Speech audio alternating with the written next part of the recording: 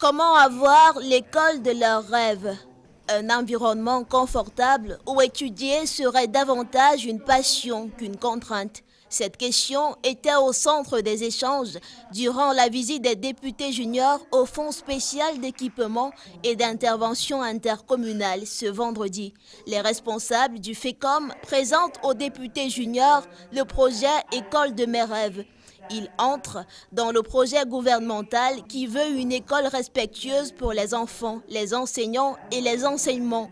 L'école pilote sera créée à Figuil, dans la région du Nord, d'ici cette fin d'année. Le projet École de mes rêves connaît l'admiration de tous, mais quelques inquiétudes sont tout de même relevées. Étant donné les infrastructures qui vont être mises en œuvre, il ne faudrait pas que les enfants dont les parents n'ont pas assez de moyens ne puissent pas être dans ces écoles. Ils se sentiront un peu frustrés. À cela s'ajoute la discipline et la sécurité, entre autres.